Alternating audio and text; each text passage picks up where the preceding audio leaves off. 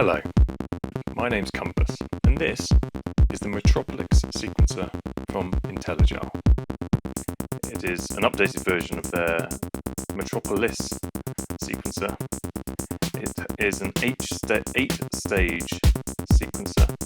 It has 2 different tracks and a whole load of functions. It looks extremely simple on the surface, yet it has a manual that is 177 pages long. I'm going to take you through that manual. This is a very simple sequencer, which can get very, very complicated. And I have a problem with eurorack and hardware in general. I get seduced into buying these things, and then I mess around. I realise it's really easy to make some sort of noise with them. And then they go back in the cupboard or on the shelf and they don't get used again. So this time I decided to do something different. I decided to actually read the manual. Now the manual is 177 pages. It is totally enormous. So if you ever thought this thing was simple, the manual tells you otherwise. So I'm going to take you through the manual step by step and learn how to actually play this thing properly, starting at the very beginning. So, what do we have in the patch? So I have a very simple patch to start with. I have an external clock coming in here from my TR8S, which is providing us some rhythm just to keep us in tempo and tell us where we are. I'm only using one of the 2 tracks. I have the pitch output, the black cable here, going into the pitch input of the Intellijel Dixie. Got the gate output here going into the WMD Javelin, which is providing the envelope and VCA duties in this mini rack. The signal from the Dixie, I'm taking a saw wave and the subwave into the 2HP multi-mode filter in low pass mode, just so I get a little bit of a higher harmonic acid sound if I want to. And that's it. From the WMD, it's going straight to the output and straight into my recording here. So I'm only going to use 1 track to start with. Metropolis can do 2 tracks, and I'm going to start with some of the basics. So I am aiming in this video series to take you through both the basics, but also keep going and explain the detail in the manual so you can really get the most out of it, and so can I. Great, let's start with the basics. There are 8 stages. These sliders at the top show the pitch of each note. You can set the pitch, both the scale and the root note, by pressing the scale button here. And on the screen it says we're in the Dorian scale with a root of C, and that's fine. We will stick with the Dorian scale. There are pulse counts here, so each stage will open a gate and make a note depending on how many pulses you're sending through. So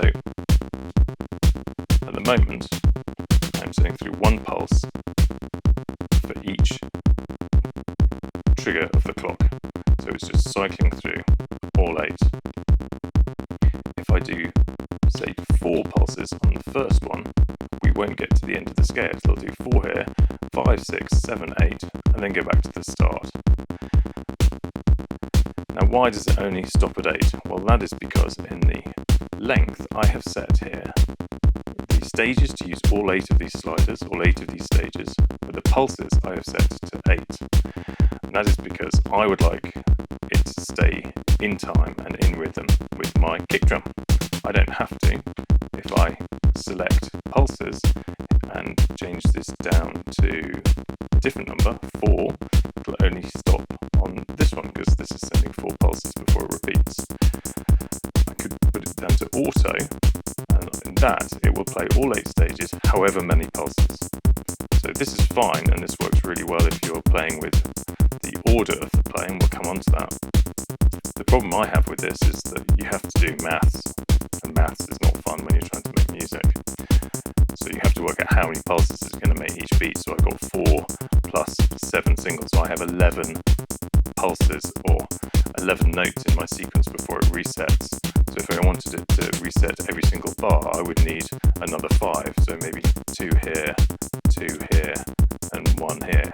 Now this should then be 16, so it should reset every beat and be in time with our kick drum, which I think it is.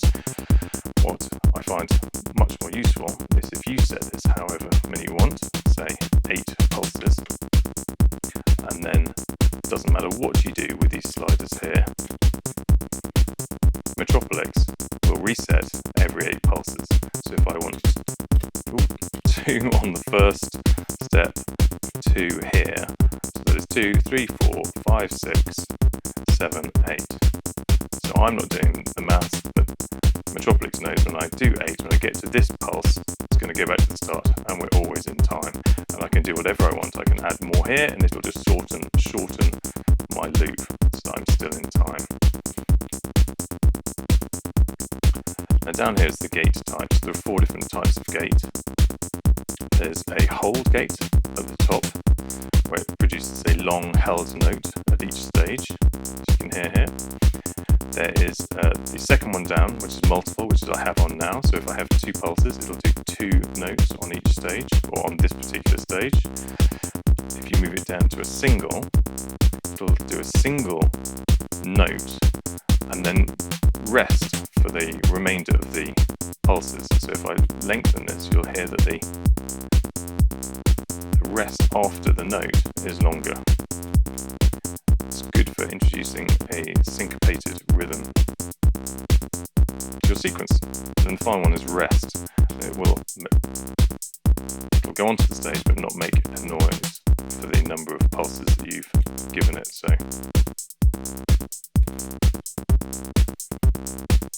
and that's it. Okay, that is the basics.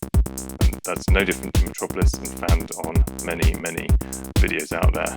But I wanted to start with the basics before we then move on to this section down here, which is the track buttons here, starting with order.